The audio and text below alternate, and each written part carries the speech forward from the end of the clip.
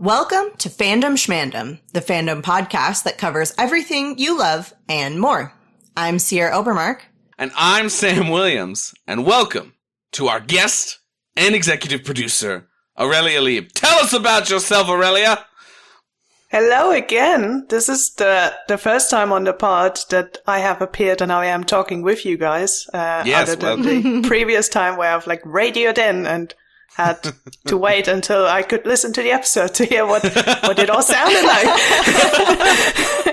So this is a new experience to be with you guys. I guess for those who haven't picked up from my previous appearances, I am German, as you can usually hear from my accent.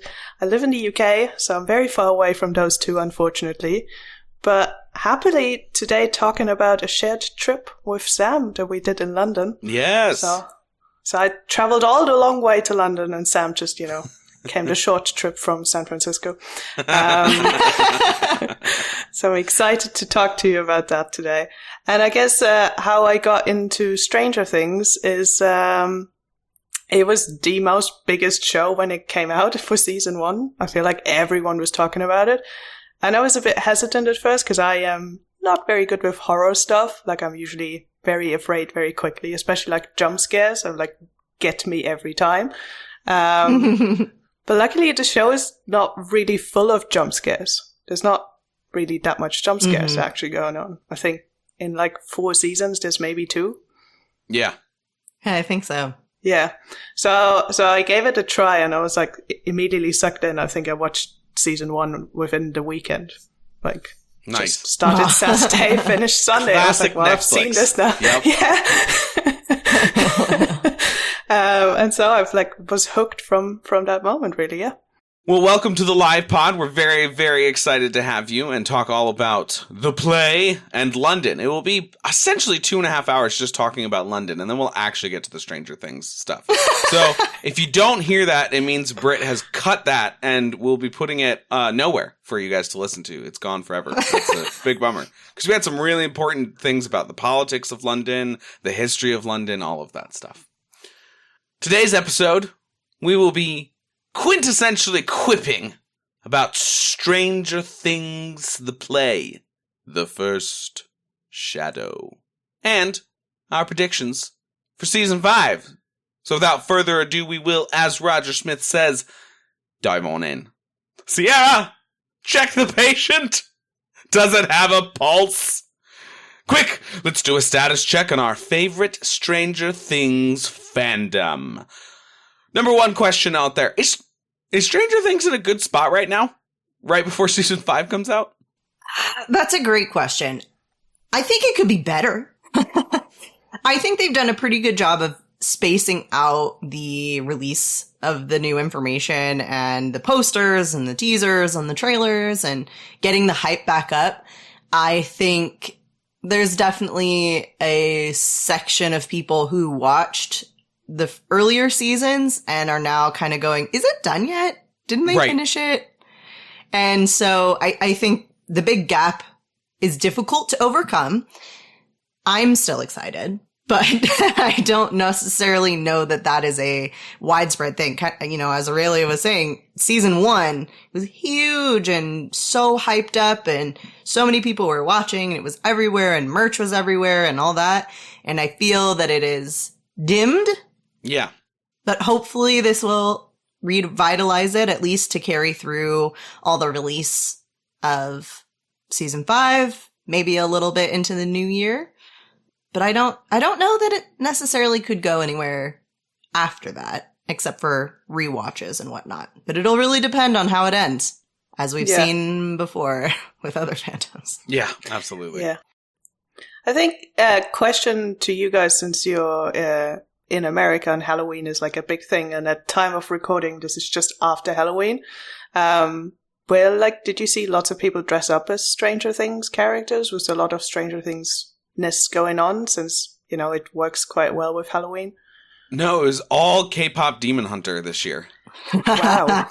Yeah.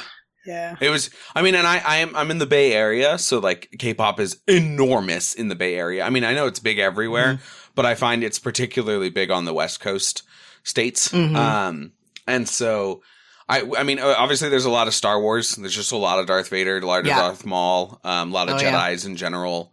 That's been big in the States for, I mean, really probably since the original trilogy. It was certainly huge when I was growing up in the 90s and aughts. But K-pop Demon Hunter, I'd say, was the big thing. And then after that, I would say Star Wars and then anime. So just different anime characters all throughout. I did not see much Stranger Things. And, there's those easy, quick Target Stranger Things costumes, like the Demogorgon and Vecna. And I didn't see a single one this time. That doesn't mean they're not out there. There were a lot, very few of them at Target when I was there during October. But yeah. And for those who are international, Target's a big, giant store in the States, like Walmart, but less evil somehow. Because I find that interesting because it would seem to lend itself to that, but it probably speaks to how much of how much of the fandom has dropped around it. That people seem to be less into it. Yeah. Or as you say, Sierra, some don't even realize there's another season coming. They're like, "Oh, is that still going?" Yeah. I think that's been the biggest thing about doing this pod is, explaining to people that are around you, oh yeah, Sierra and I are on a new podcast. We've stepped away from Three Broomsticks. We'll be permanently, leaving in April, et cetera, et cetera. What are you guys doing now? Oh, we're doing Stranger Things. Oh yeah, we're preparing for season 5. Oh, there's a 5th season coming out. Yeah. And these are people who have watched it, right? And I don't know how many people I've talked to that have dropped off. They dropped off after season 1, or they dropped off after season 2. Most of them dropped off after season 3 because they didn't hear great things about season 4, which I think is a mix of the one desert storyline that Sierra and I have hounded, being easily complained about, but also the nature of fandom discourse online with these big fandoms is that anytime that there's room for criticism, that criticism is heard much more than any of the other good things, right? Like Eddie Munson, I would say is one of the best things that Stranger Things has come up with. His character and his storyline is phenomenal. At the same time, the desert storyline is one of the worst things that Stranger Things has done, maybe on the same level as the Chicago story in season 2. But we heard way more about this season sucks than we did this season's awesome, I felt, during the 4th season. And then there's just a huge throng of people who were like, the kids are too old now. Yeah. Yeah. I mean, that is a bit of a silly argument because anytime you do a YA thing, it will just take you longer to produce it and create it than, people age. The Percy Jackson cast is going to have that same problem because they're already older than their characters now. And there's only just, second season's coming in December. So there's 3 more to go.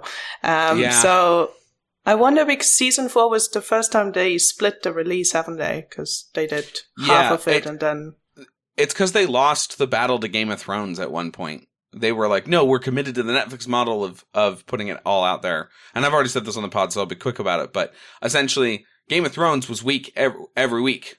So you got to talk about that way longer. Stranger Things ruled for its 1 week and then didn't do anything. So they just decided to own the holidays, and anybody that's doing a fandom podcast is like, I guess I just won't see my family on Thanksgiving or on Christmas or New Year's Eve night.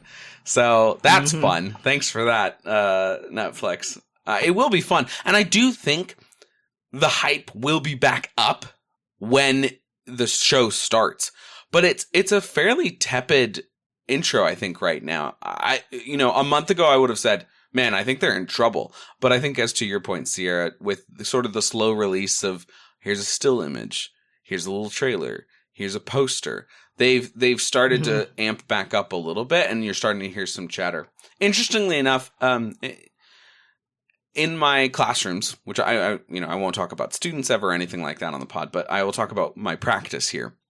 We do like these little fandom groups. So as a class, you choose a fandom, and then I split you off into different teams, and you get to name your team based off of the fandom that you're in.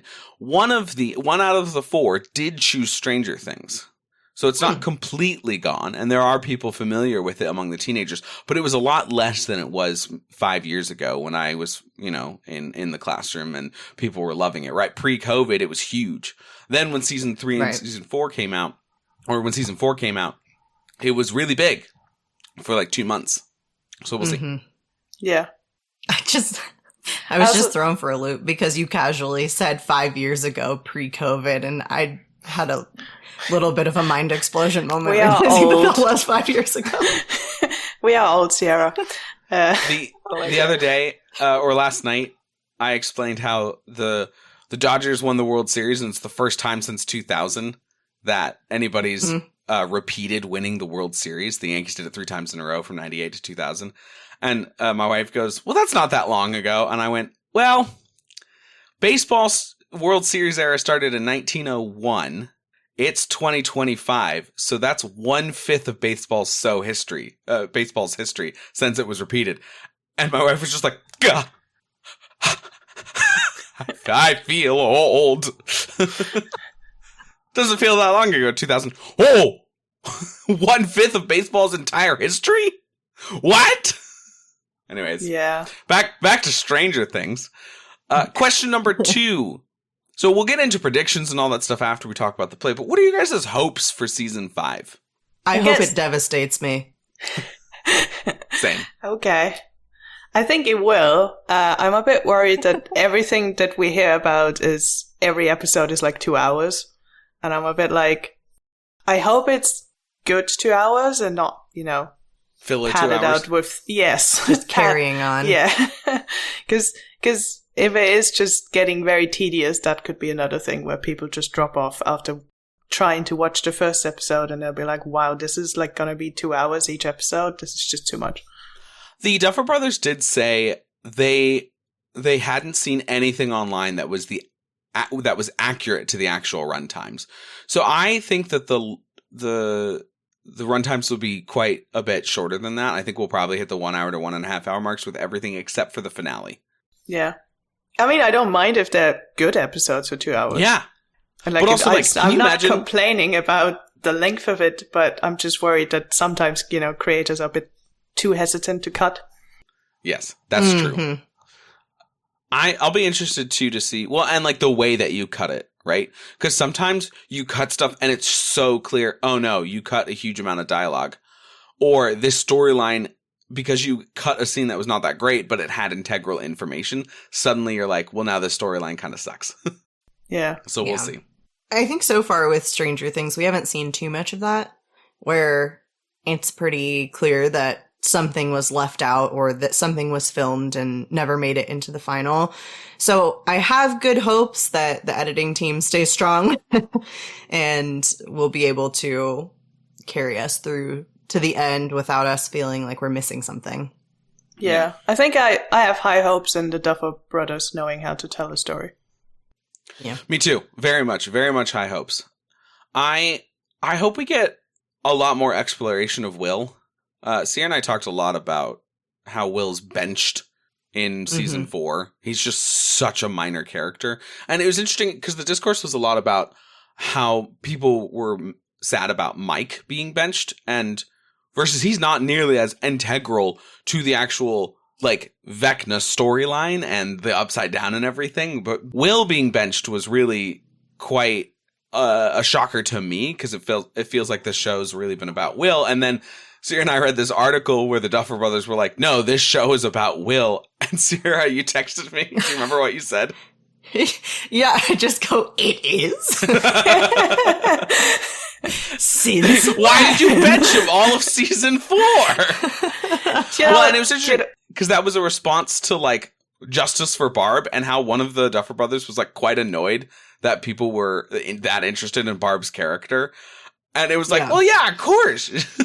Like, she was an innocent victim at the very beginning. People want justice for Barb. This show's about Will. It is? The thing is, you could say that for season 1.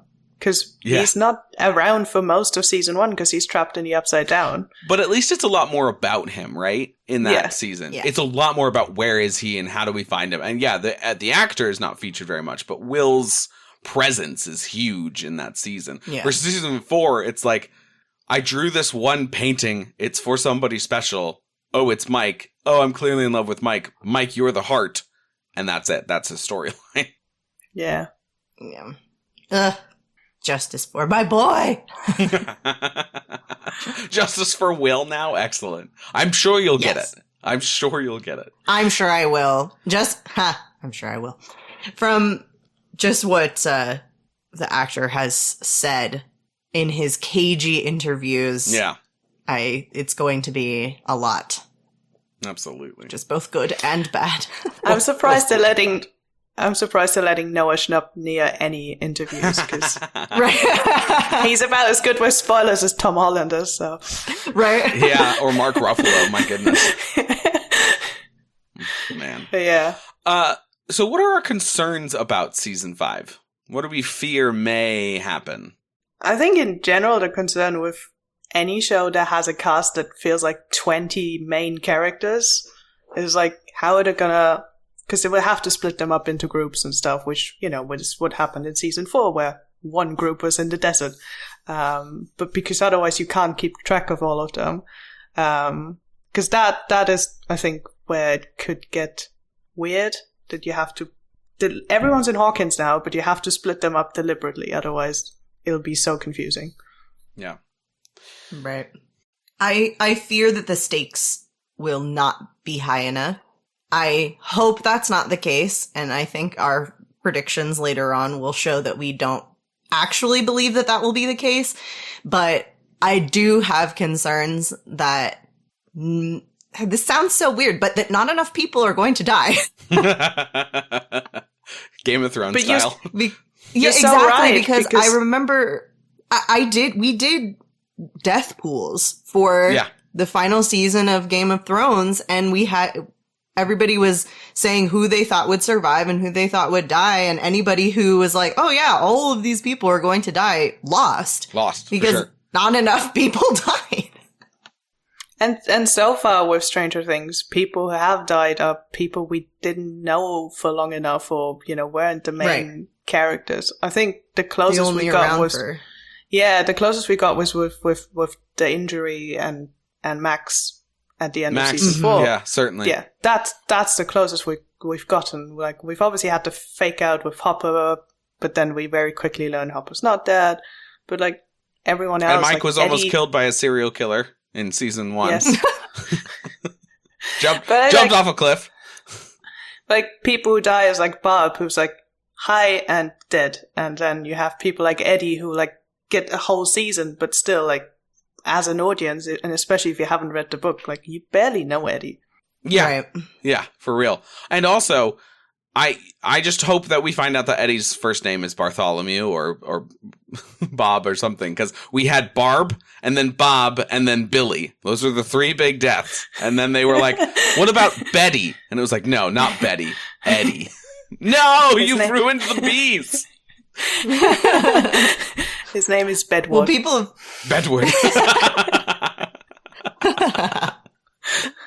People have taken that and they're like, so Byers. I'm like, but that's a last name. That's a last name. I don't know that it works the same way. In fact, they all go by their middle names, and it's actually Byers Joyce Byers, Byers Jonathan Byers, and Byers William Byers. It's interesting because he could shorten William to Bill, so. Yeah. Oh, no. I want to start the last shot of Stranger Things. It's just, I want to go by Bill, and then he just dies of cardiac arrest. Great. Excellent. Last question here. Where does Stranger Things go at the end of season 5? I really hope nowhere. Yeah. Yeah. I really like when we can tell a story and we can end a story and it's one contained thing and then we can enjoy it. And you can rewatch it and you can continue to love the characters and be in that world, and we don't feel the need to have spin-off after side information and end up with, no, how could we have known information? I'm rooting for a 5-hour and 2-part sequel play. It's worked out so well the last time. It did work out well the last time. And also a movie franchise that goes 3 deep on a 5 planned movie and then fails. That would be good too. I also hope nowhere, and like I don't think it'll go anywhere anytime soon, because the Duffer Brothers have signed away from Netflix.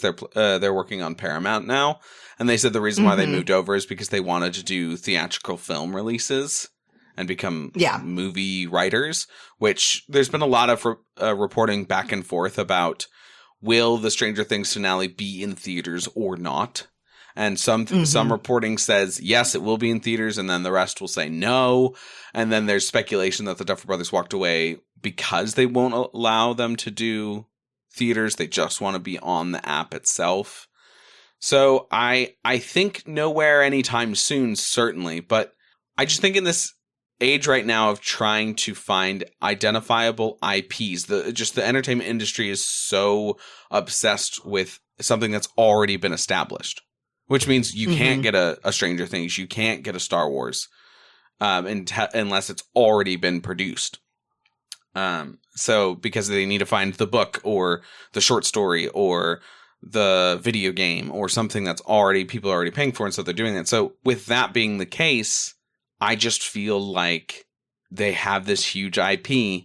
The merch sells well. I remember there was my wife and I were fortunate enough one time to be in Paris, and there was a giant Stranger Things experience going on there, and there was a line way down the sidewalk during Carnival. Like, here's this huge Carnival parade going down, and there's a huge throng of people waiting for the Stranger Things experience.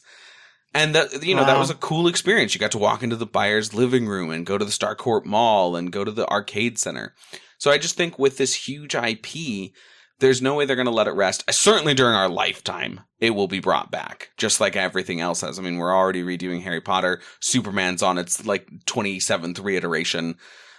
They won't let things die. So I think at some point we do get something. I hope it's never a remake.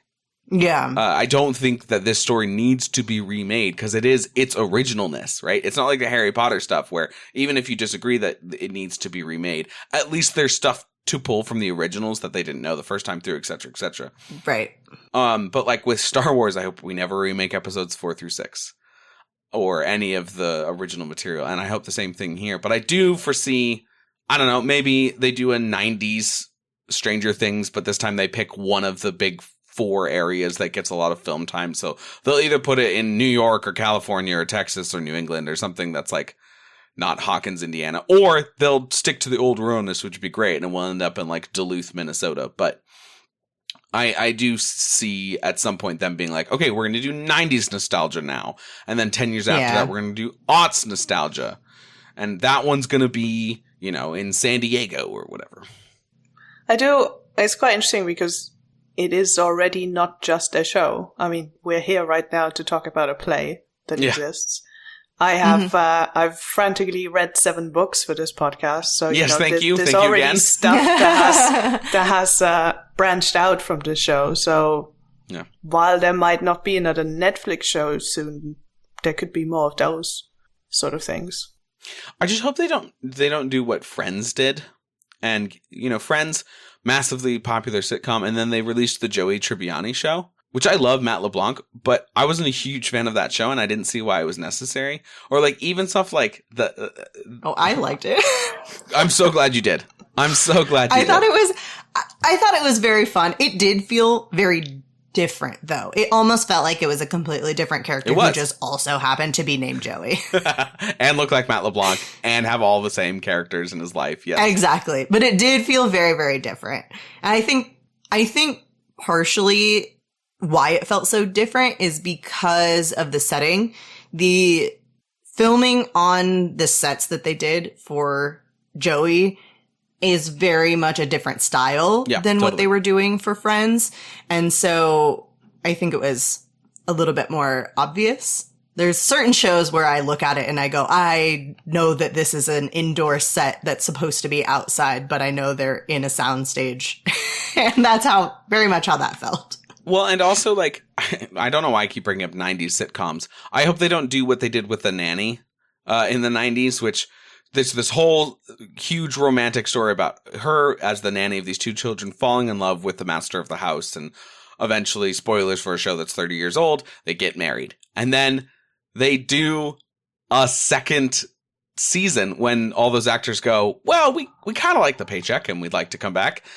Or not a second season, they do like a whole second show. And it's just like, oh, they've gotten divorced and now the nanny's dating this young thing and he's really jealous and he's trying to get, I hope we just don't get stuff like that. And I kind of hope that we don't, I like House of Dragons quite a bit, but there's something about when a big franchise does a spinoff and isn't immediately as successful as the first thing, that feels like a bit of a letdown. So even though I like House of Dragons, it's not like I'm that interested in making a podcast about it or talking about it that vociferously. It's sort of in a different category of television. So if they do something with Stranger Things, I hope that it is with enough time in between. Yeah. And well thought through and not just gotta keep going, gotta keep going, gotta keep going. Yeah, I hope so as well. And I think it's hard to tell because they're being very cagey about everything to keep season 5 under wraps, but it does feel like the actors are ready to move on as well. And so I would hope that that also means that we're not getting any sort of direct spinoff with existing characters. Here's Dustin and Dart. Oh my gosh, no. That as you say, maybe we'll get a 90s something somewhere, but I hope that it's just in the same world, in the same universe, and it's completely separate. I feel like those are more often better received. Yeah. I think it all depends how all of those actors, especially like the kids who are definitely no longer kids, how they're now progressing in their career. Because I get the sense that we're getting another reboot of Scrubs or whatever. It's not a reboot, but like a continuation of Scrubs, just because every one of those actors seems to be bored and wants to do it. That's my perception. Scrubs coming back. But I feel like if at least 2 or 3 of those actors had like other better things to do, it wouldn't happen. I feel like in 15 years we may get Max and Lucas don't live in Utah, Salt Lake City, Utah, and they have 2 children, and those children are getting into this, and like they become the Joyce and Hopper.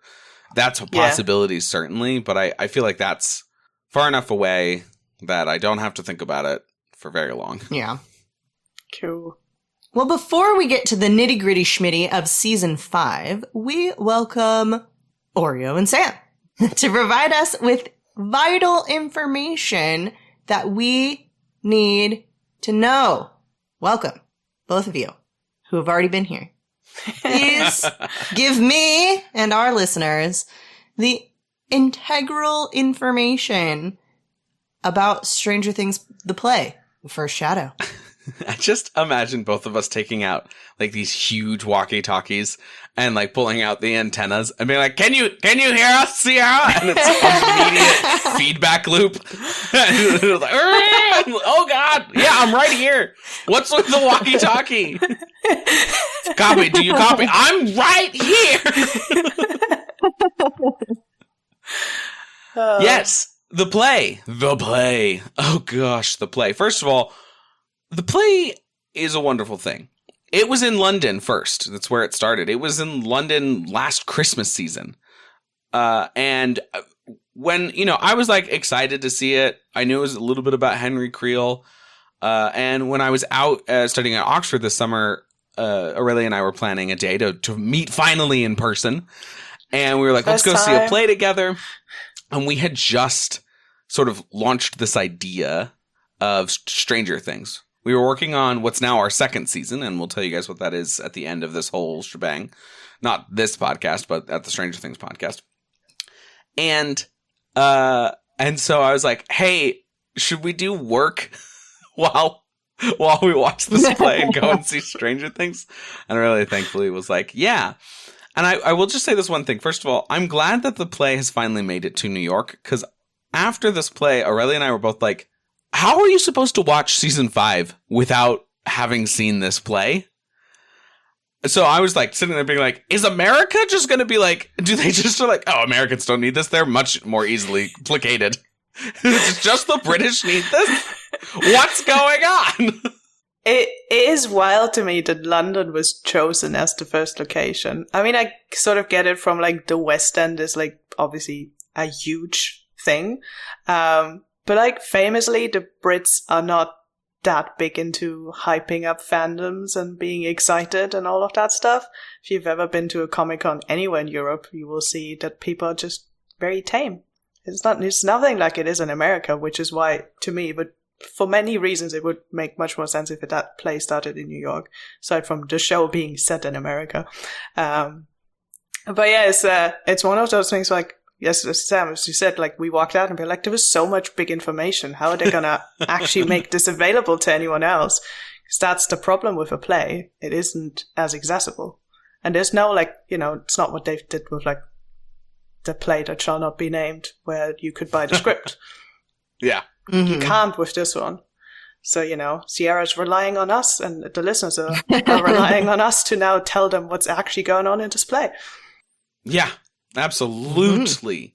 So the play itself is, just from a theater standpoint for a second, is exceptionally well produced. They do this really nice lighting with at the beginning that does the red Netflix Stranger Things outline while the intro music plays. So while it's doing the do do do do do do do do do do do do do, like you get the play and the title and everything, and it was interesting because the crowd that we were in is not necessarily a theater crowd.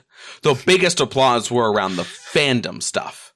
So It was just like, but those applause were electric. So the play started out with like this incredible amount of energy as the Stranger Things played. And then there were like theater bits that the theater people in the room were like, oh, wow, that's amazing. And it was electric for those people only. And then the rest of everyone was like, I'm watching a TV show, a live action.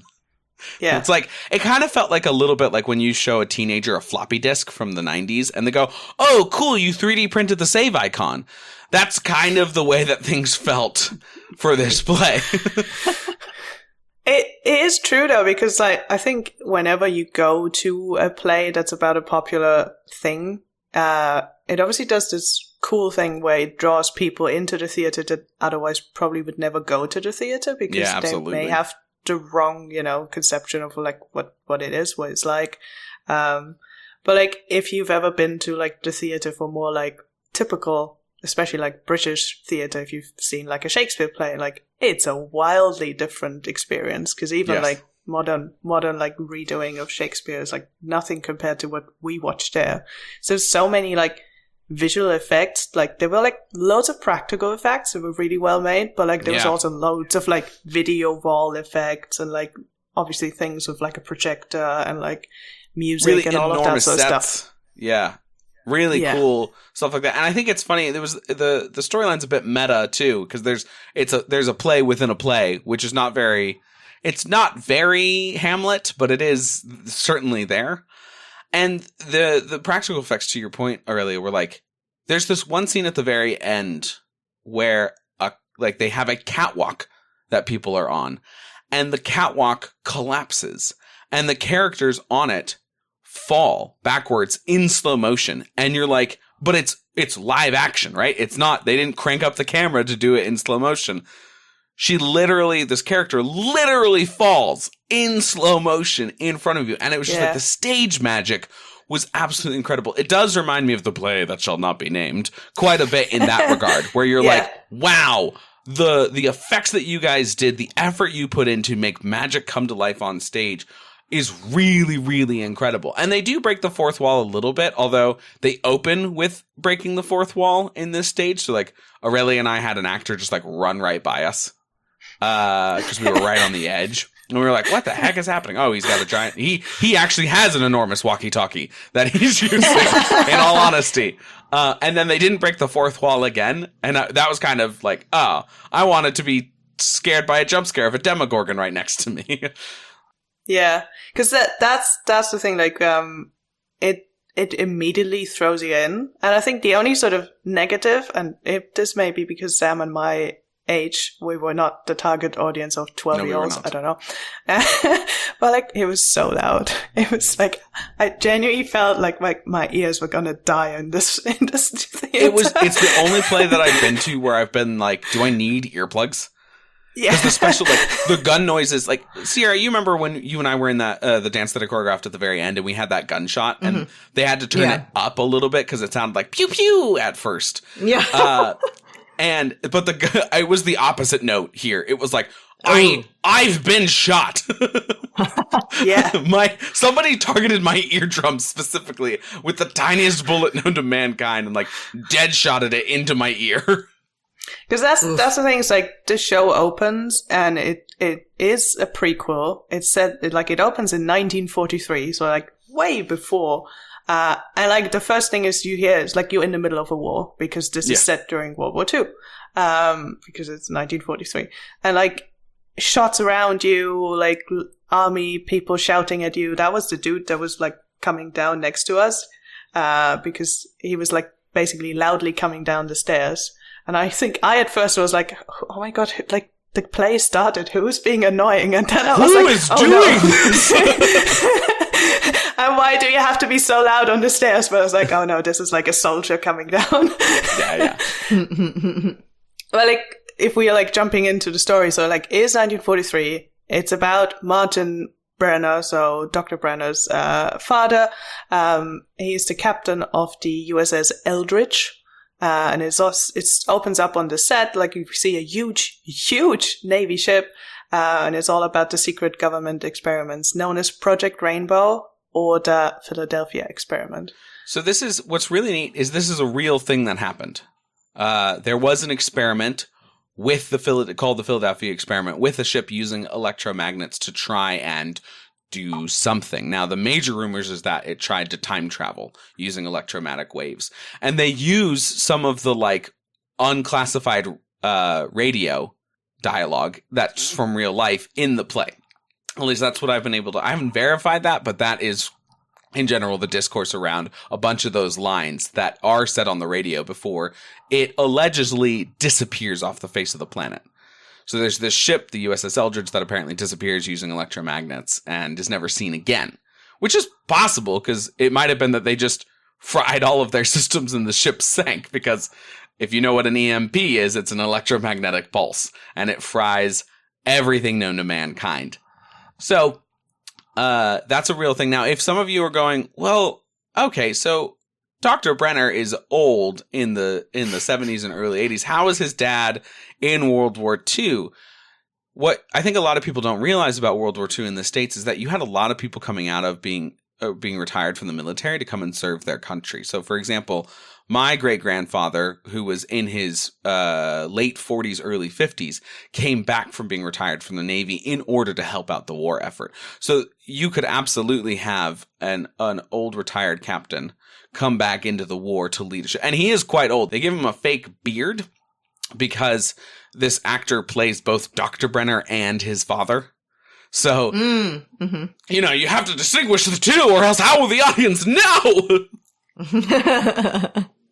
But he is there. And so it's a real deal. Like, the Duffer Brothers called this show, I think, Montauk or something of that nature, which was the classified document name for this experiment. So yeah, so that's how we open. The ship vanishes, we get like light effects, and we see demigorgons. So obviously we as the viewers who know what we're expecting, we're like, all right, the ship disappeared into the Upside Down.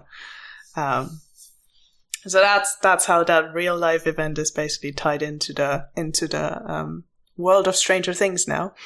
And then sort of I've sort of pulled this in chronological order instead of how the play jumps back and forth between things. But basically what happens, and we don't actually fully see this, is his deathbed, Captain Brenner basically tells his son this is what happened, because he's the only one who survives this. So he's the only surviving crew member, and he tells his son, it's like, look, the whole ship disappeared, all of the things happened, and this is where basically then Dr. Brenner that we know is like, okay, I need to find this place. I need to find this parallel universe and how to get to it. So that is basically the origin story as to why Dr. Brenner wants to know about it. Which is, I think, quite big information to have. Yeah. The only reason why Dr. Brenner is at all doing any of this stuff is because his father on his deathbed was like, hey, I went here. Now, I believe that also his death is somewhat tied to this experiment. So there's something to do with his system. His body gets messed up because of the travel to the Upside Down and coming back. And it's interesting that Dr. Brenner, the Dr. Brenner that we know, has lost both his father and his son to the Upside Down. So yeah, we then jump to the 1950s. We don't know fully where, but in basically following all of this, Dr. Brenner now starts to work on how to recreate this experiment and how to get to the Upside Down. And this is known as the Nevada experiment. So we're not in Indiana yet. We're completely somewhere else in America. Or where they are for Nino in season 4. Yes. Nina. Sorry, thank you. Nina. We're in the desert in Nevada, not exactly the same place, but or maybe it's unconfirmed, but we are in that state. Exactly. So that's basically where that part of the story takes place. So we know before Hawkins becomes a thing, everything's happening in Nevada. But a rogue staff member defected and stole essential equipment and hid it in like a cave system. And it so happens that the Creel family was nearby and their son found it. So their son, Henry Creel, which we all know now from season 4, goes into this cave system, finds this equipment. And that's where we then see like the connection with Henry Creel and the Upside Down and the Mind Flayer and everything. Because from that moment, basically, Henry Creel is corrupted. So that's how this all comes to Hawkins, because the Creels move to Hawkins and Henry Creel brings the Upside Down with him, basically. I mean, so essentially the way that they talk about it in the play is they're doing all these experiments of trying to get to the Upside Down, or to Dimension X specifically. The Upside Down is actually a different thing, and we'll get to what that means in a little bit. Dimension X is what we see in Vecna's sort of explanation flashbacks. It's that reddish, tannish hued place where he meets the Mind Flayer and such. The Upside Down is actually a mix of those two. It's where those two parallel universes touch, where that connection is made. Why it shows Hawkins on the day that Will goes missing, we have yet to find out. My hope is that season 5 will go over it. So Henry Creel goes to this Dimension X, and he's lost in these cave systems for like 12 hours. Or at least that's how much time is lost in our world. Who knows how long he's there for. But from that point on, he can hear the voice of another being. And that's the Mind Flayer. So Sierra, I teased this a little bit with you last episode, where I was like, the Mind Flayer actually is like a lot more sentient than it makes it feel at the end of season 4. Because at the end of season 4, it makes it feel like Henry Creel meets this giant spider creature and that doesn't immediately kill them, and they work together, and Henry Creel's the mastermind of everything. I'm not sure that's exactly accurate after this play, because Henry Creel throughout the entire play is battling with himself to not listen to the Mind Flayer and its corruption. And then, of course, we jump to 1959, where we get introduced to some familiar but much younger faces. Aurelia, tell us all about it. Because I think first things first, like, there's a lot of people that then walk on stage that are playing, faces we've known from the show for 4 seasons. But from, like, the moment they walk on stage, I was like, oh yeah, that's Joyce. Mm-hmm. Easy. Like she didn't have to, like, be named before I knew that she was Joyce. Like, although, it's I will say... Oh, yeah. Sierra, if you were uncomfortable about the way that they portrayed Elle in season 4, this play starts with a 25-year-old Lonnie, first of all. He's 25 years old. And Joyce, who's barely 18 and wearing, you guessed it, no shirt. And it was kind of like, what? Who authorized this? They're in high school still. Just at least give her a shirt. This is a play. This isn't HBO. Why are we opening up with, like, here's some things to look at, people? Like, my God. No. And they're, like, on a mattress together. Yeah. While Joyce is like, trying to write this play and get into a creative, like, playwriting college to be able to come and be New York's best playwright. I remember having this conversation after the play, and I was like, yeah, and and Sam was like, but like, I was like, okay, I think this is like a European versus American thing. Where It like, really is. Oh, okay. Everyone's very, very sensitive to that 17 versus 18 line. Yeah. I mean, it is wild to me that Lonnie is so much older. Like, that we're also sensitive over here in Europe. Like, yes, that would good, excellent. That would not be good. But that she, like, was temporarily not wearing a shirt. Yeah. I think the counterpoint is, like, was it needed? Not really. So I think I get... like, she could have just gotten up already wearing a shirt, so... Correct. So, interesting choice. But yes, so Joyce is there, and she's still in high school, and as Sam's already said, she's writing this play. However, it's a secret play, because she wants to do like a really raunchy play instead of performing Oklahoma. So to the school, they say like, yeah, we're doing Oklahoma, don't worry. But in reality, it's like this like play that the school otherwise would never ever sign off and allow them to do. But it's like the big rebellion. It's like, we're going to do this play, and no one will know until it actually starts what it is about. That's fun. So that's what Joyce is up to. I've put in my notes, she dates Lonnie for inexplicable reasons, because even in the play, it makes no sense that the two are dating. Like, he's not like a different person in the play. Like, he's still Lonnie. It's like, oh, okay. Well, it's also unclear how long they've been dating. Like, did they meet when she was 14 and he was 21? Like, what's happening here? I don't want to know. But like, it makes no sense, because even the next character I have here that we meet, which is Hopper, she has like so much better chemistry with Hopper in this play. Like, even like at that age, clearly they could have ended up together if she wasn't dating Lonnie for God knows why. And Hopper's character is really consistent. Joyce's character is really consistent. Like, both of them bring in really interesting information. Joyce is clearly this rebellious person who wants to get out of town, and she really wants to go and do these big dreams. She's a little bit like Eddie in that way, where he like, I want to become a musician and a rock star. And she's like, I want to become this playwright and get out of this town and do something more interesting, which is like fairly tragic where you know this is heading. And that last scene with Joyce and this other character is really sad, because she's like, you know that she's stuck there. You know that she's going to make bad decisions.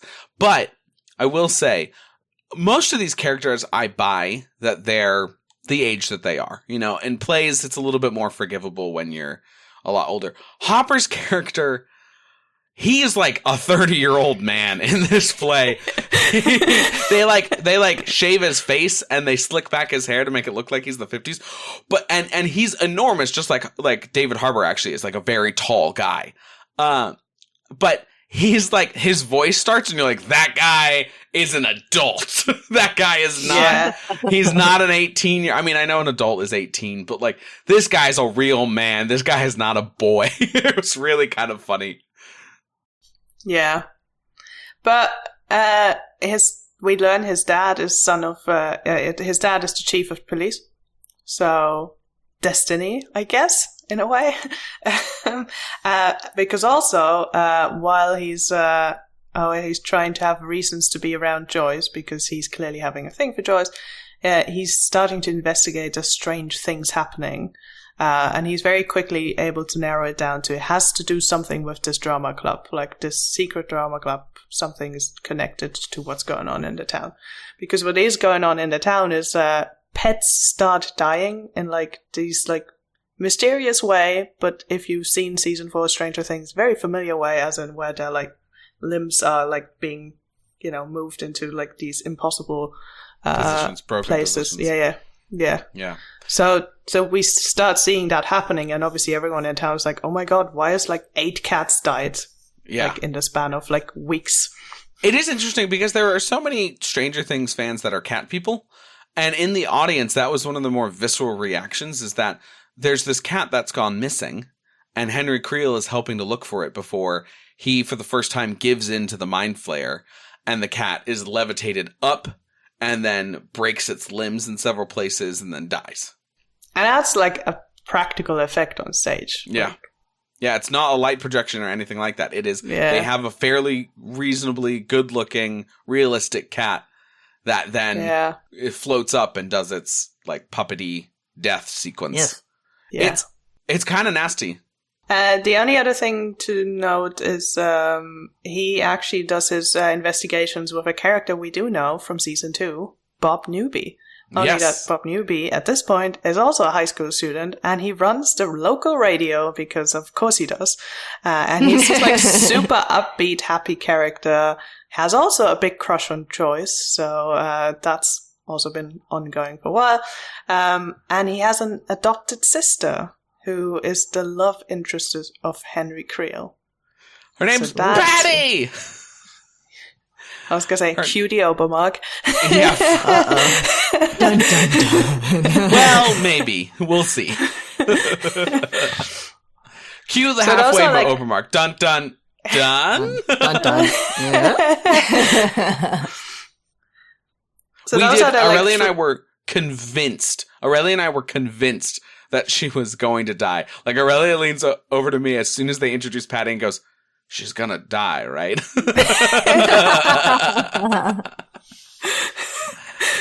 Well, because we've never heard of her otherwise. Yeah, she's a major character. And she's got this...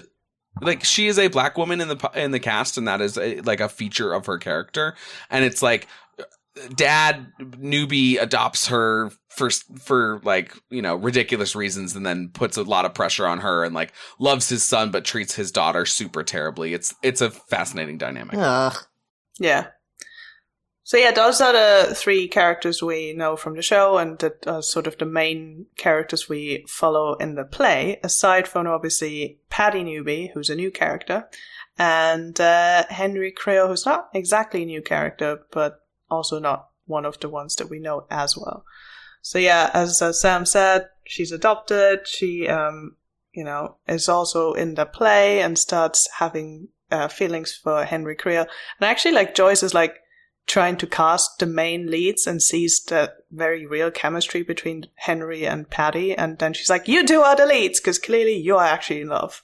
So they're basically having to act out their love story on stage, which is fun for 2 people who are clearly uncomfortable doing that. Well, and just to pause there for a second, that's how much Joyce knows about Henry Creel. So, you know, we had the whole Russian storyline. So Joyce and Hopper, who are both people who intimately know Henry Creel from his, like, 3 months of being in a play with both of them. And also a couple other characters that we'll get to. But, like, spoilers, Eddie Munson's dad, Alan Munson, is also in this play. And a major character in, like, for comic relief. But we'll get there when we get there. But, like, they know. So, like, they're all away. So it better come into season 5. That's one of my major worries, is that they're just going to end up decanonizing this play. And we will have done all this work for nothing. When it turns out Joyce was the director of Henry Creel when he was the lead in her solo written play. Yeah. But he is also the new kid to school. Like, he doesn't know anyone, and like, you know, it's his first school day, and he almost immediately gets cast in this play. Because that's what happens. So yeah, we sort of follow Henry's story, like him, as we've said, trying to resist the urges from the Mind Flayer. And we hear throughout the investigations of Joyce, Bob, and Hopper that more and more animals die. And, you know, as I say, Hopper, like, is able to say, okay, something to do with the drama club, something's going on, because it's always those people involved. And then I think almost the whole second part of the play after break is all around Dr. Brenner and Henry Creel. Because at that point, those two are sort of the main characters. Yeah. So we sort of revisit what we know from season 4. Obviously, Henry kills his whole family and all of that sort of stuff. Like, he's not able to resist. He ends up killing his whole family, and Dr. Brenner's like, oh no, my pet, come to me, I want to harvest your everything, because he doesn't care that people died. He's just like, no, I need this, because we've seen this from Dr. Brenner with, Eleven's mom and Eleven and all the other subjects.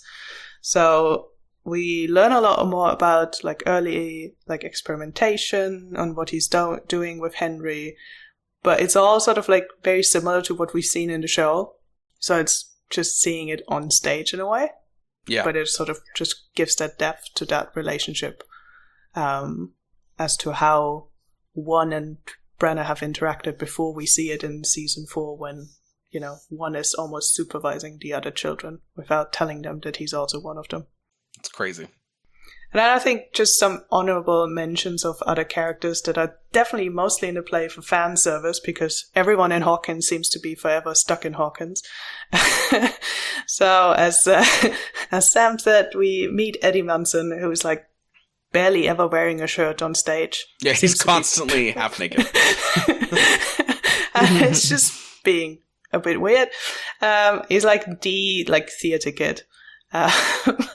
And then we see Ted Wheeler, so Mike and Nancy's dad, and he's like a bit more cool and confident than what we see later in the show, where he's like pretty checked out of his children's life and just mostly seems to be watching TV and doesn't seem to care about anything else. And I think this is another bit of fan service, just like towards the end of the show, we just quickly see Lucas' parents. Yeah, they've been in the play, but you don't know who they are. And then at the very end, Mrs. Sinclair, their high school sweethearts, Mrs. Sinclair is like, I will dump you. And then she like fully names this character, and Lucas's dad has like 3 middle names. So she like does the like big naming, and one of the middle names is Lucas, and you're like, oh, I see, he's one of the Sinclairs. And it's not, that. Like, some people were like, oh, we had this one couple in front of us that were probably 10 years younger than us that were like, oh my gosh. And Aurelia and I were like, keep it in. Don't tease the crap out of them. So that's in there. And also we see Dustin's dad for 2 seconds. There is a ice cream parlor called Mendelssohn's, which I think is Dustin's last name. Or Henderson's. Henderson's ice cream Mendelssohn's is Grand Budapest Hotel. Yeah, thank you. And like, he's like, there's this big scene between Joyce and Hopper where they're like, hey, can we go on a date? And Joyce actually asks out Hopper in 1959 at this ice cream parlor that she started to work for. And Hopper has to be like, oh, I wish, but I'm actually headed out to Vietnam tomorrow. And so there's like that unrequited love moment. But at the beginning of that scene, we see Dustin's dad just kind of mopping things up for a second before he moves on. There's a lot of like fan service hints, obviously, as you'd expect with a play like this. But also, I think quite interesting to see how Joyce and Hopper seem to just miss each other for so long in their life, where they were like just never in the right space and time with each other, until obviously season 4. Well, and finally get their big moment. Yeah. And it's interesting too, because Joyce and Bob also have some moments of like, oh, will they, won't they, where she's like suddenly attracted to Bob, but for very different reasons than she's attracted to Hopper. And the 3 of them end up investigating the Creel household, which again is crazy. They've been to the house that season 4 happens to investigate the guy, and they think it's his dad, who's this drunk soldier person. It's just incredibly fascinating. Yeah. So we get to Henry Creel's like transformation. So in 1959, Brenner was contacted by a woman named Virginia Creel, who believed her son Henry, /Vecna, was responsible for a number of inexplicable things happening at her household. Of course, then Virginia and Henry's sibling Alice were found dead at the house. Henry's father was presumed to be the murderer. However, Brenner He knows. He always knows. He knows Henry is responsible and possesses remarkable psychokinetic abilities. So Brenner convinces the higher-ups in the U.S. government that he should take Henry into his custody, proposing that the boy's abilities could be deployed, much like 11, against the Soviets. However, in truth, Brenner is much more motivated by his curiosity about Dimension X, and only said otherwise to get government funding. So we understand in this, again, huge information that Henry Creel is not inherently evil. He's a lonely, misunderstood person whose companionship in his head is with the Mind Flayer. So this Mind Flayer is influencing Henry and is a completely powerful force that is very difficult to fight. And of course, eventually Henry gives into his baser instincts to get his way and listens to the Mind Flayer because he's promised power. It's like a little bit more of a direct dark side reference, where the dark side is the quick and easiest way to get your what you want, right? Unlimited power. And so he gives in to the Mind Flayer. Although it's a fight, at first it's just pets, and then eventually it's siblings and mother, because his mother's really much worse than she is in season 4. She's really quite horrible to him. Much more Aunt Petunia than what we saw in season 4. And then we've got what's called the Void. The Void, the play introduces the concept of the Void, which is a place where Henry travels and where the Mind Flayer exerts its control. So he has the ability to dip in, not quite all the way to Dimension X, but dip into this void where the Mind Flayer has control. And there's a big speculation that this void, because Will, again, this is all speculation, because Will has superpowers, he imprints Hawkins on the void. And that's what is the Upside Down, not Dimension X. So that's the play in a nutshell. Sierra, we'd love to hear your initial reactions before we move forward. I mean, I think that's a lot of information, and it makes, if they're going to bring the Hopper-Joyce connection with Henry into season 5, then it makes even more sense that they are kind of benched from the Hawkins investigation, because they would have too much information. Yes, absolutely. So I think it makes sense that they're not there and that they're dealing with another side of things. And so hopefully when they all have their powwow and, oh, hey, we figured out who's doing all of this, it's this guy, we then get Joyce and Hopper. Oh, right. Maybe even a small flashback moment, which we don't really have in this show, but it could be an opportunity for one to have a small flashback to the events of the play, to be able to see that they did, in fact, know them. Could be a good way to bring Sean Astin in for a hot minute. Oh, I would love that. Or something of that nature. I'm sure if they're going to do them as high school students, though, they'll probably just have different people, but you could pull a Dexter and just put him in a wig. Any excuse for Sean Astin. But I think that this is a lot of really important information in terms of how Henry has powers, because we don't know that. We know everything from Henry having powers forward. We don't understand how he got them. Did his dad or his mom have something within them before he was born? Right. Why does his sister not have powers? We don't have any of that information. And so this is the extra information that we are missing. I really hope they don't write it out. What are people doing without this information? Like one of my biggest gripes with any big fandom is that you have an established medium for it, right? So Percy Jackson, the medium really is the books. You do an adaptation into a show, and I'm not so mad at the books or the show for not covering everything, because its original medium is in books. But if Percy Jackson were to continue to create more books, I would go, okay, but then don't make a comic or an audio play or a play or a TV show or a movie integral. Don't make it so that you have to go outside of that established medium in order to know this information. So I think, in my hope, season 5 covers this enough to satisfy the viewer's needs for it. Otherwise, I really don't want to have to say for the next 2 months, well, but if you watched the play. Right. Well, if you listened to our podcast about the play, you'd know everything. I mean, maybe we should do that and we just plug ourselves as that, and that's the way we get all the viewers to come and listen. So never mind, Netflix, get rid of the whole everything to do with it, and we'll just explain it here. But like, the thing is not even like, you know, there've been books before where you've had deeper understandings about especially all the new characters that the show introduced that we haven't properly met. But like, books are accessible everywhere. You don't need to be in a specific place and time and have the ability to afford theater tickets. Not that they were crazy expensive, they really weren't. But a play is just so not accessible to most of the world. Yeah. Mm-hmm. Well, just isn't.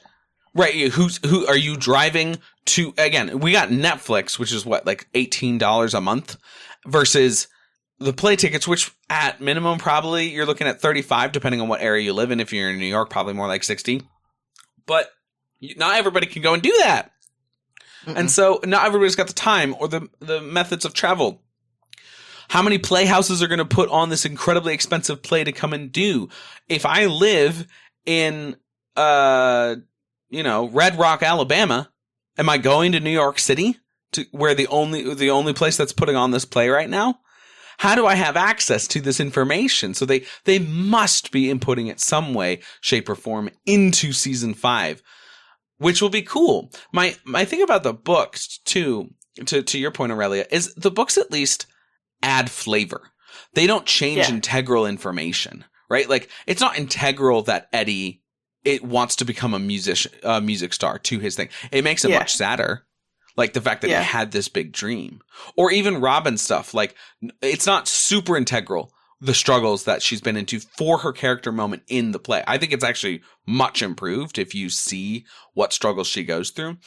But it doesn't change it. Versus this is like actual information that if they don't go over quickly is going to be like, what the heck is happening here?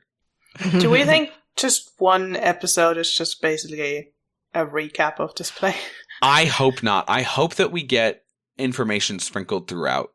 And I hope that it's like in those classic montage where we've got Hopper with one group of people and Joyce with one group of people. And as they tell the story, it's going back and forth between those two scenes and flashback scenes. That'd be cool. So we'll see. Yeah, that would work well. Cool. Mm-hmm. Crack open an encyclopedia. It's time for, as Elijah Wood once said, no!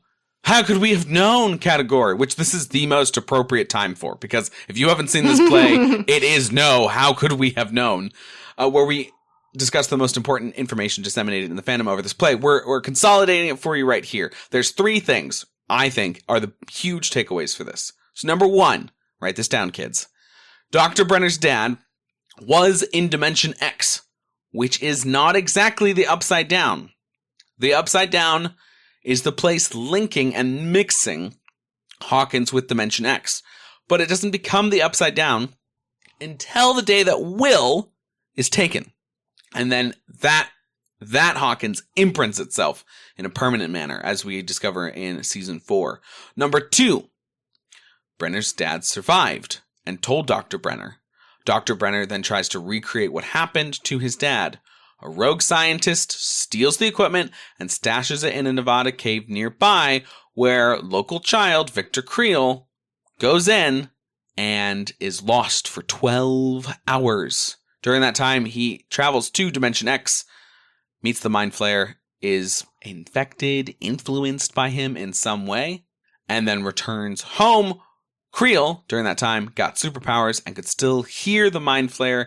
He tried to fight the evil thoughts of the Mind Flayer, but couldn't, and eventually uses his superpowers to do evil and harming, but not killing, our favorite new newbie, Patty. So there you go. There's the 3 sort of, how would you have known without the play? Close your eyes and focus your mind. It's our Sherlock Mind Palace category for reaction or clock. So, what does this all mean? That's what it means to me. We touched upon this a little bit at the end of the last finale season 4 pod with Sierra, where I serped up Sierra's hopes and my hopes about the fact that it is not Victor Creel all along. It's actually the Mind Flayer all along, which feels a lot more appropriate than it being like there's just one human person, and that Victor Creel is just convinced that he's in charge. It's sort of like an older brother pretending as if he's given you the first player controller and then being like, nah, I've actually been first player the whole time, bud. Yeah, I think that, as we talked about before, I think that would make for a much more interesting villain story, and to have kind of all the twists and turns of who's really behind all of this, what really are the motivations, and kind of pulling the rug out from under you a little bit as to your expectations. Yeah, I mean, we've talked about it already, that I think they need to do flashbacks, something to explain this to the show, because this play is not very accessible. But also I'm wondering, because the show really focuses on Paddy Newby, and this is obviously a character we have not ever met before. So I do wonder, and I know in this next part we're going to talk about, are we seeing some of the people that were killed in the Upside Down, if she's somehow going to come back through that sort of mechanism, or if we're going to get introduced to her in the show as well. But Patty's not dead. So at the end of the play, it's Patty, she falls for like 500 days, it feels like, right? There's that catwalk scene where she's like tumbling down and it's really slow, and everybody thinks she's dead. And then we get that one little last scene at the end where she's actually traveling with a suitcase and she finds her mom at the end. Right, because her mom is like a traveling singer, isn't she? Yeah, that's right. Yeah. And she's like singing, I don't remember if she's the singer that's doing like Dream a Little Dream of Me that we like hear all the time, but she's certainly in that era because it's the 50s and she's in the 1950s gloves and dress and all that jazz. So I think Patty will be back, but not the way that Billy or Eddie might be. Okay. Yeah. We are going to do some quick hits now. So get out that crystal ball and tell us all about tomorrow's weather. It's our big predictions category for season 5 of Stranger Things. I have a couple to get through. Number 1, big deaths. There will be big deaths at the end of part 1 and part 2. We will lose some much beloved characters earlier on. And then, of course, there will be deaths in the finale and stuff, but that's not a prediction. That's just fact. Number 2, Will get some powers this time. Yay! How? I bet Sierra has an explanation. Yes. So Will getting powers is one of my predictions as well. And I think, especially based on the information that you guys have shared about how Henry got his powers, I think we're dealing with a similar situation. I think that Will, having been taken into the Upside Down by the Mind Flayer, Vecna, whatever combination they're in, when he was transported, he is then infected by the Mind Flayer, just the same as Henry was infected by the Mind Flayer. And while Henry was only there for 12 hours, Will is there for a week. So I think that so he's even more powerful. He can use all 4 appendages. 2 hands and 2 legs.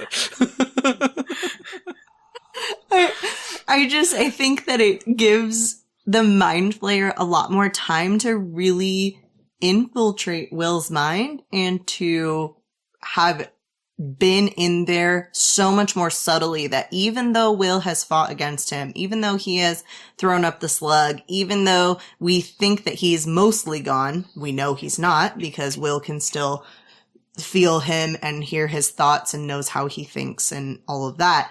I think that is even more evidence that the Mind Flayer is fully infiltrated into Will's mind, and that is how he has his powers, is because of his time spent in the Upside Down. Yeah, I'm in full agreement. I think that's exactly how it happens. And if you're sitting there wondering, how does then Elle have powers? Because she didn't travel to the Upside Down.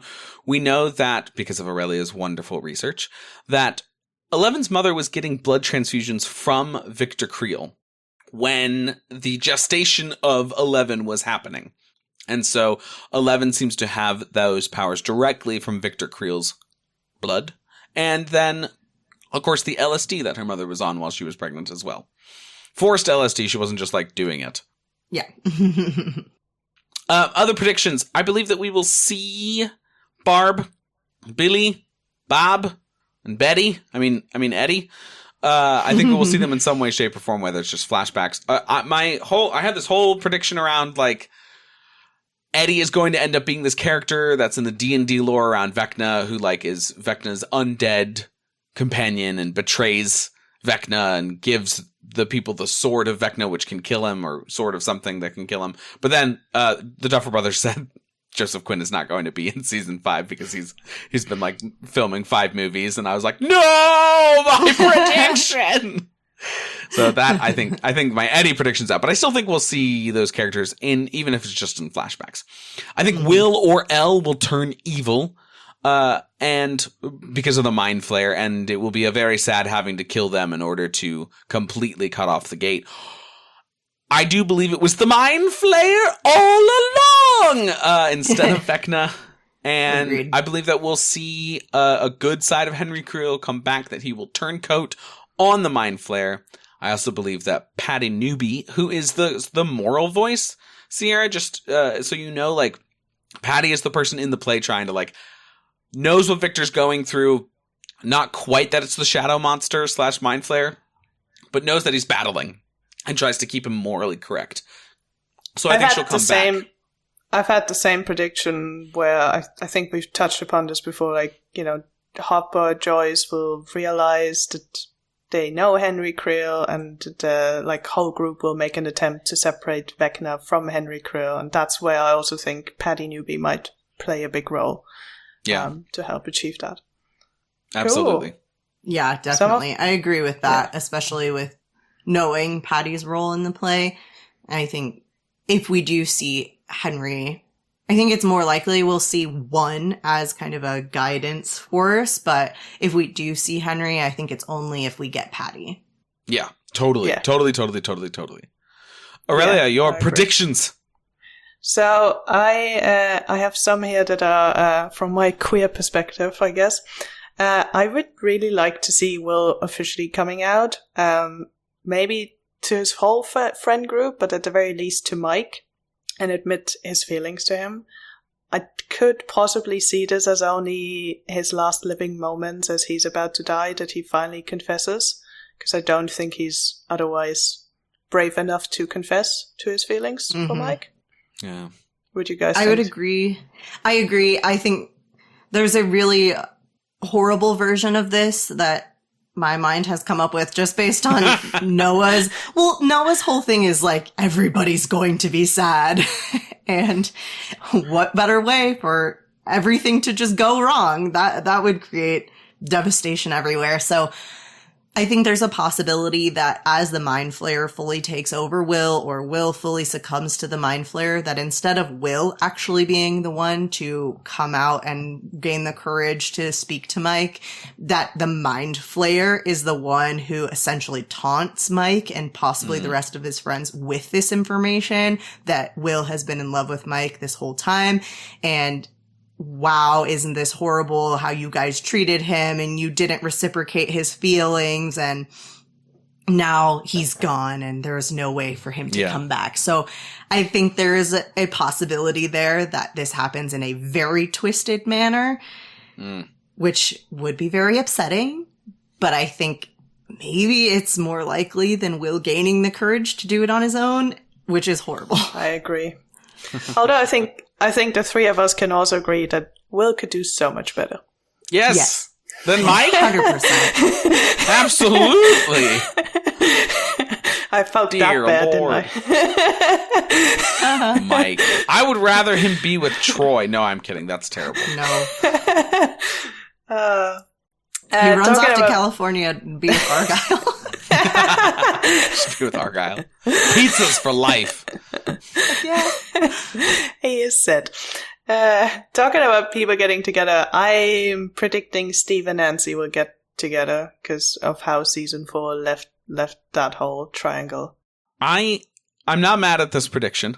I think this is a fairly I think it's clearly going to be one of the two. I don't think they'll have Nancy just choose somebody else, and I don't think Nancy's going to die. But if Jonathan doesn't die, then she'll be with Jonathan, because I think then Steve will die. I think that those two characters are sort of, it will be a who's going to die, and then Nancy's choice will be made for her. But I love Steve, and Steve's doing great. And Millie Bobby Brown just gave an interview where she was like, I choose Jonathan because he's nice and kind, and he just needs a little bit more time to grow into being a man. And I'm like, yeah, but Steve's nice and kind, and he's done the growing. Like, that's the whole point. At the end of season 4, he's like a thoughtful human being. Versus Jonathan's still battling with like his insecurities and being scared. So I don't know. I don't know. It depends on how they write it. We'll see. Yeah, and I think to your point of it's either or, I'm predicting that Jonathan sacrifices himself for Will. Because we've seen, you know, he's dead for his brother. Like, they have a really close relationship. He's basically told Will that he's a safe person to come out to, that he's supporting him anyway. Mm-hmm. I think Jonathan will do anything for Will, and I think he will sacrifice himself. Are Jonathan's last words then, will I stay or will I go? I'm gonna make Sierra cry.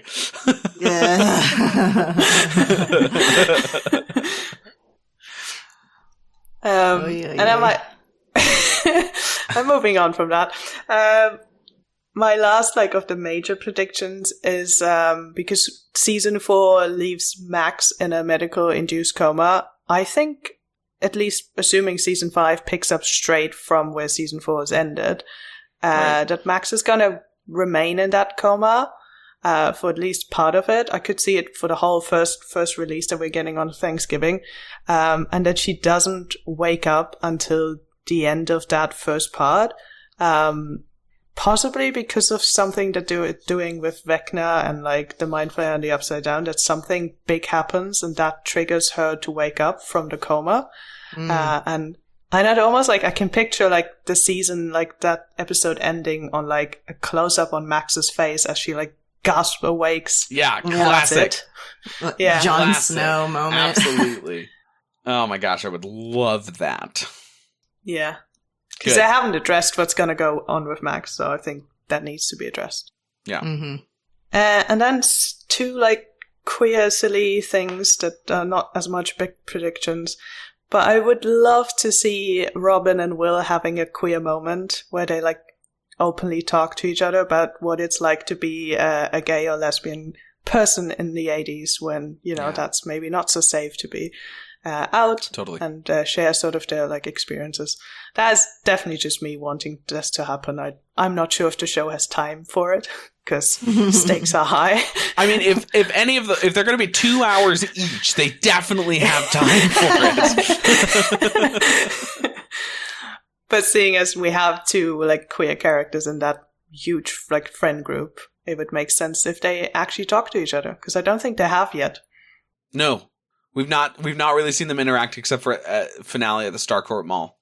Yeah. Yep. So that would be cool. And then something that I'm sure you guys are aware as well, but before season 1, there was obviously chemistry tests between Mike and Elle, because they're like very early on it introduces this love interest for each other.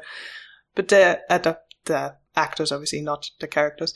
But also the actors for Mike and Will did the same chemistry tests before season 1. So obviously we've now seen that Will has feelings for Mike, but I'm wondering, are we going to get more than just one-sided feelings? It's a huge question in the fandom right now.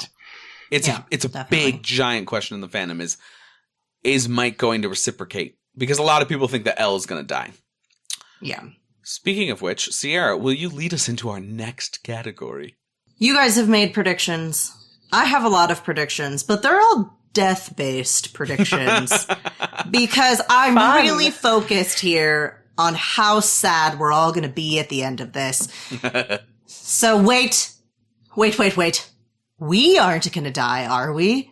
It's our Saving Private Ryan category for predicting deaths in this upcoming season. All right. We Category have 1. a couple of categories that I've created. The categories are the superpowered, the adults we care about, the older teens. Erica gets her own category, and the kids. Now, controversially, Erica gets her own category is not just Erica in her category. But we'll get there. Go for it. We've got the super powered, starting with who? 11. Yes. She'll die. Yes, she'll die. I don't think she will. Okay. Fine. All right. Will. Only if Elle doesn't die. It's an either or for me on that one. I reckon Will's gonna die. I think he won't. Excellent. I think he won't. I think that I think he'll lose enough people that it will be upsetting all on its own. Potentially he may never be the same again type of a situation. Indeed. Are we gonna do like a score sheet after? Yes, 100%. Essentially 2026 of how terrible we were with predicting. It's called the Fantasy Football Tontine of Stranger Things. All right. Vecna. Yeah, I think he'll die, but only because the Mind Flayer kills him for turning coat in a very sort of Billy-esque reference. I think, yes, he will die, but he will die for the cause. Like, he will have returned as not Vecna, but Henry somehow, but the only way this can end is because he sacrifices himself. Yes, I think he'll die. Excellent. The Mind Flayer. Yeah, and I think he'll die with a group effort with Henry Creel, 11, and Will. Yep. Sounds about right. I mean, otherwise we'll 8. be really sad if season 5 ends if everyone's dead, but the Mind Flayer is fine. So next we have the adults we care about, because there's not all of them. So first on, we have our favorite chief of police, Hopper. No, we've already been through this. They did this in season 3 teaser. They're not going to actually kill him. We already had the big sadness about it. Yeah, same. I would agree with you on the reasoning behind that, except for I've seen Walking Dead. But this isn't that show. I know. But I don't think he'll die. Yes, excellent. Next up, Joyce. What do we think? I think yes. The buyers will all die if Will dies. So if Will dies, Joyce dies. Ooh, brutal. I am, because I'm obviously saying Jonathan's gonna sacrifice himself. I think Joyce only dies if Jonathan doesn't.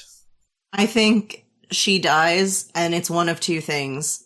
I think she only dies if she sacrifices herself for one of her sons. Mm-hmm. So she sacrifices herself for Jonathan. Jonathan then sacrifices himself for Will. Or she sacrifices herself and both of her sons live. But I think that if Will lives, she dies. So opposite of you. Okay. Yeah. Ooh. Glad I'm not part of the Byers family, the way we're treating them.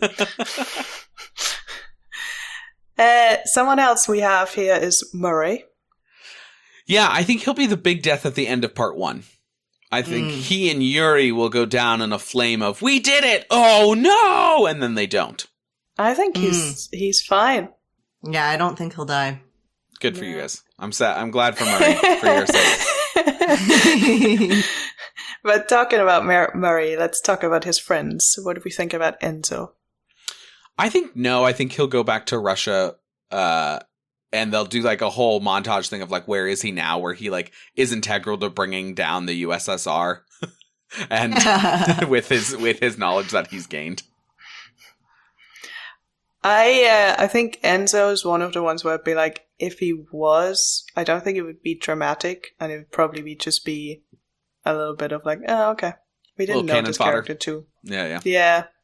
I disagree. I think he will die, and I think he'll die specifically for Hopper. Ooh. Sort of like a Quicksilver death. Yeah.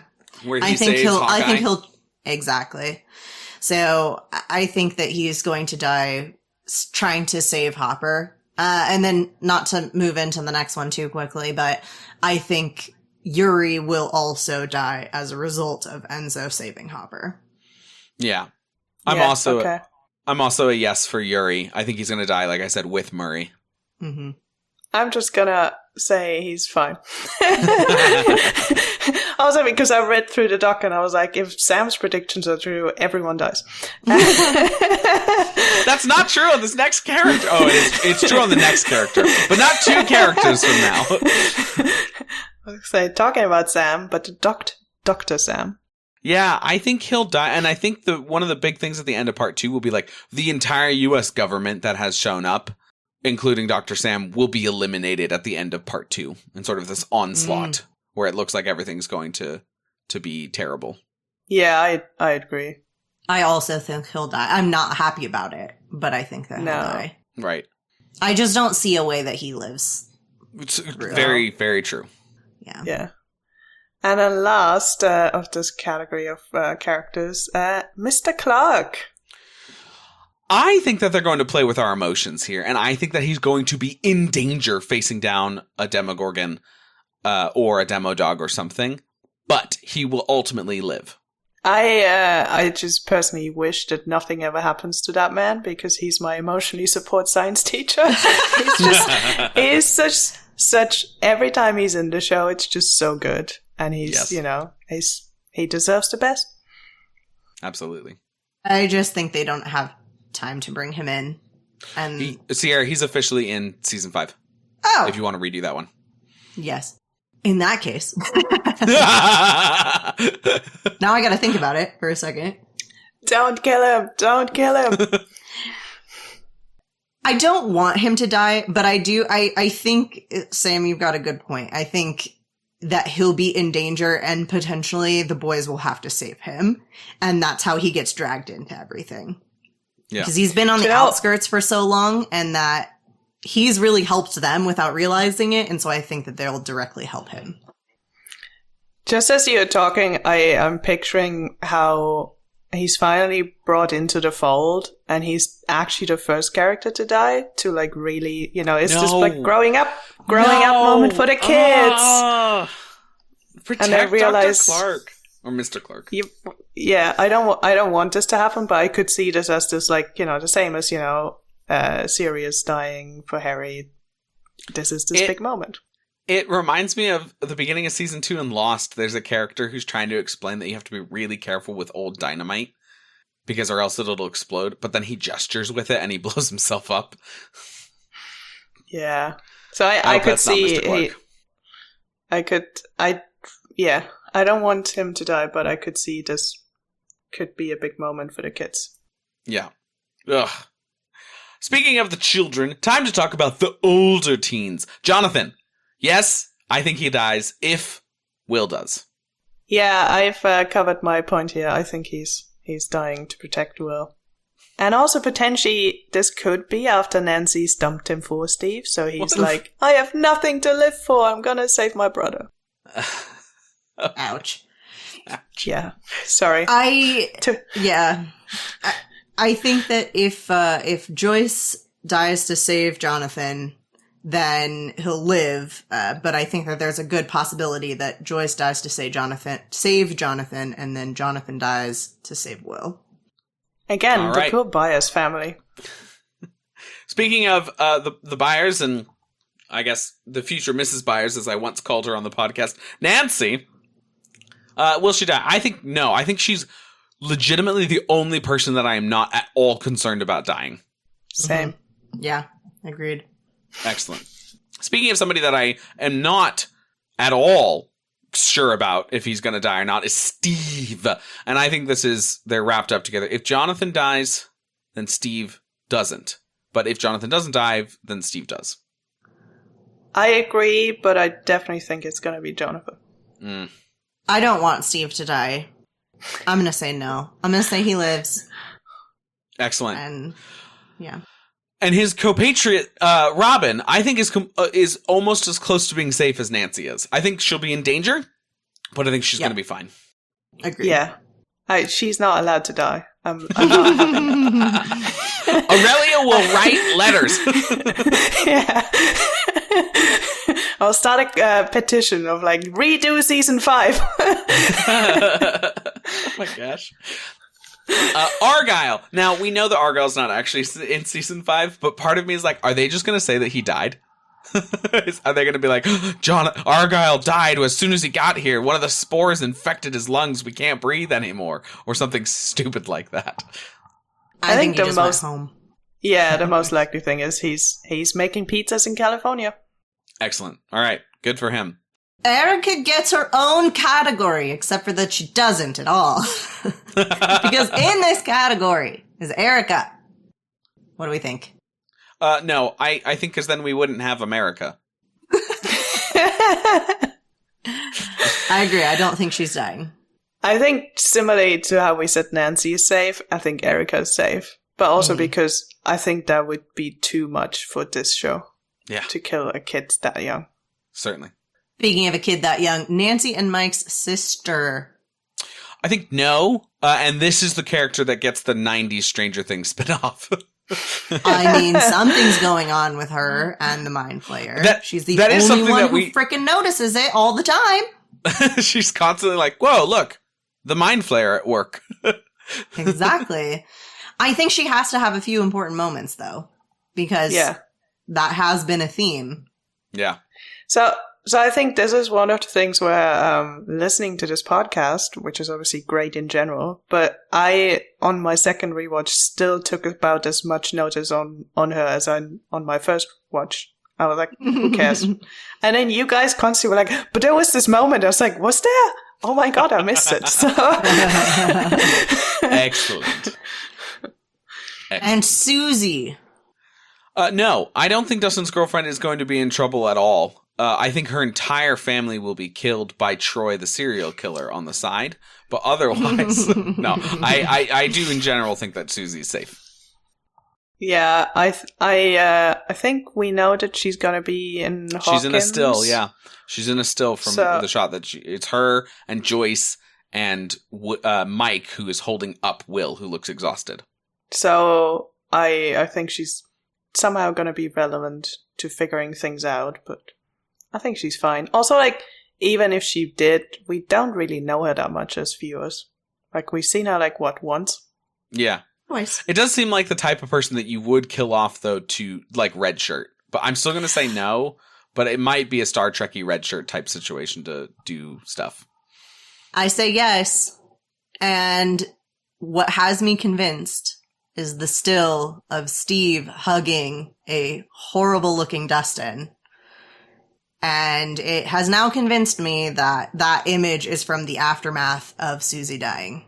Ugh. Sorry. Okay. We're ending this pod on a very, very happy note as we transition into the kids. Aurelia, our main friends. Give us this category.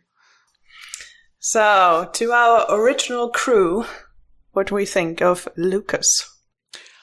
I really hope not, for a couple of different reasons. One of them being like he's one of the only non-white characters from the original crew, and that would really suck.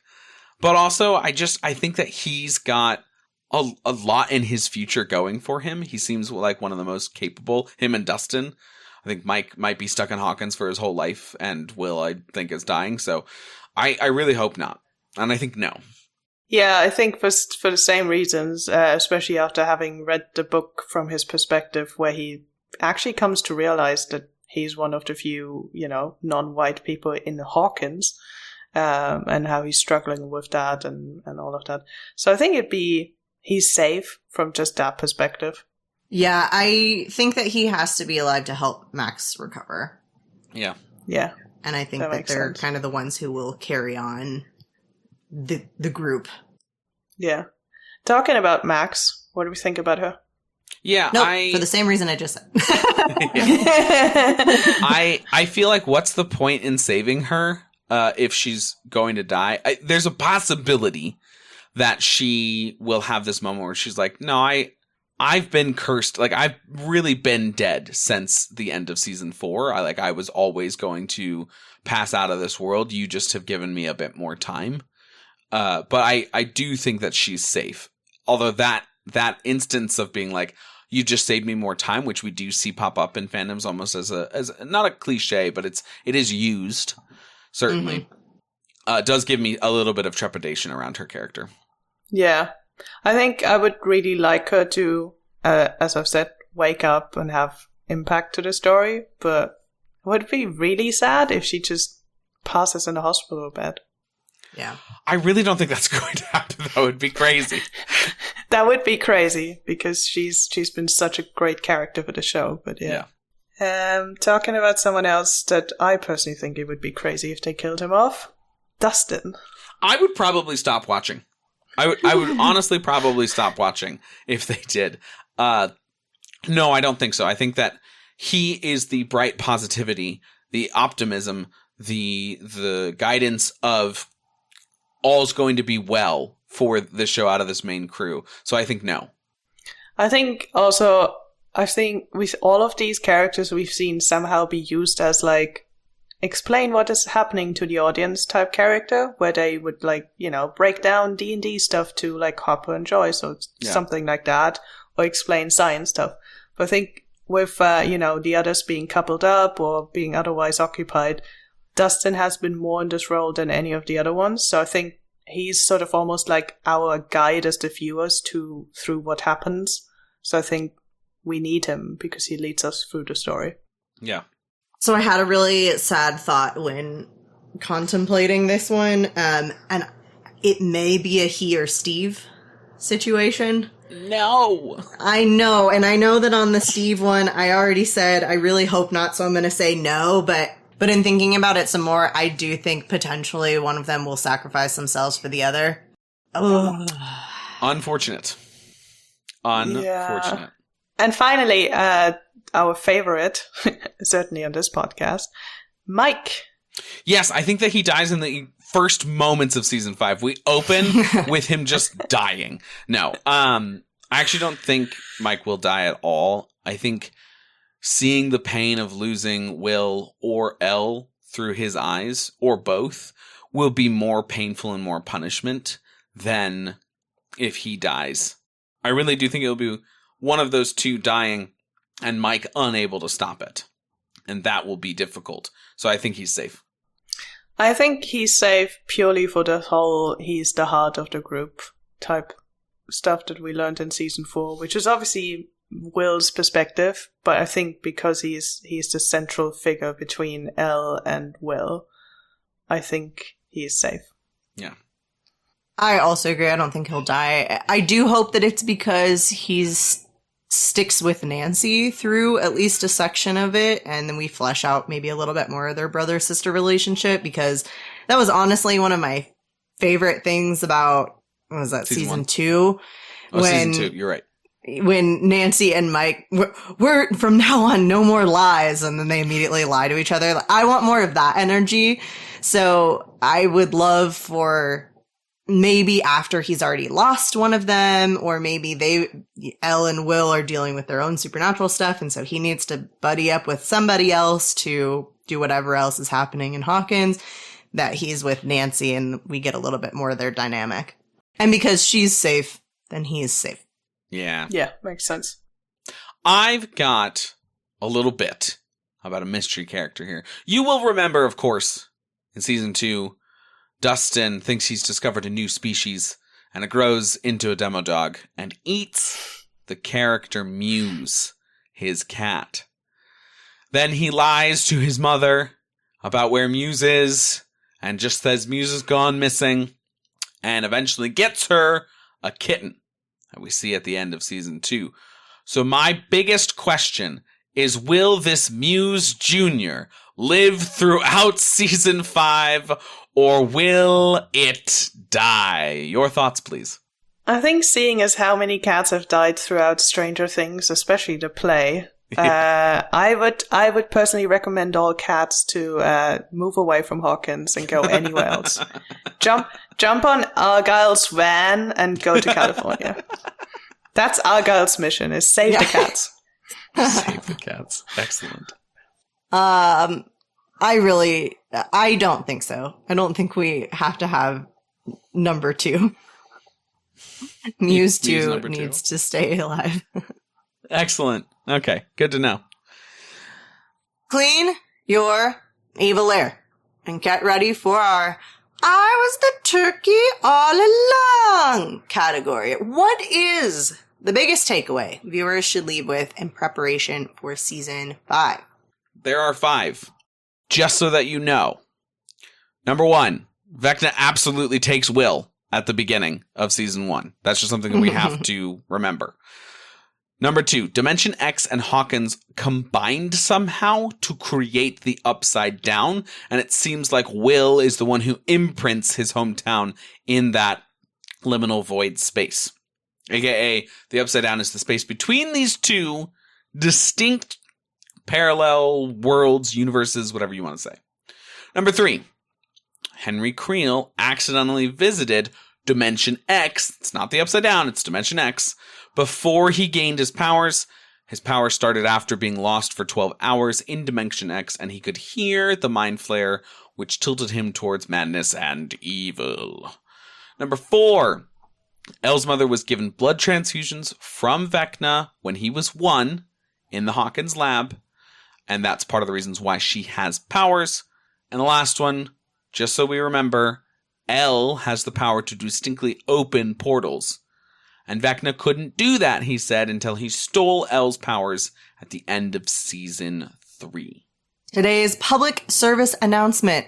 Watch all the content. Go find all the ancillary details because they may be vitally important. They may be vitally important. It turns out the play... Go to London. Vitally important. Yeah, gosh, go to London. Go visit a friend in London and see the play before this comes out. Which this episode comes out the Tuesday before. So fly Wednesday to London and see it that night. Thank you, listener schmisners, for listening to this episode of Fandom Schmandom. If you'd like to discuss this episode or any other episode we've done, please hit us up on our social media channels. You can find us on TikTok and Instagram at Fandom Schmandom Pod and on X at Fandom_Schmandom. Please don't forget to rate and review us if you like the episode. It really helps with the algorithms placing us in front of the other like-minded schmisners out there. And with that, we're out, y'all. Don't forget to tip your playwrights. And fare thee well. Fandom Schmandom was created by Sam Williams and Sierra Obermark. The show is produced by Aurelia Lieb. The editor is Brittany Fisher. The music is by Jeremiah Alves.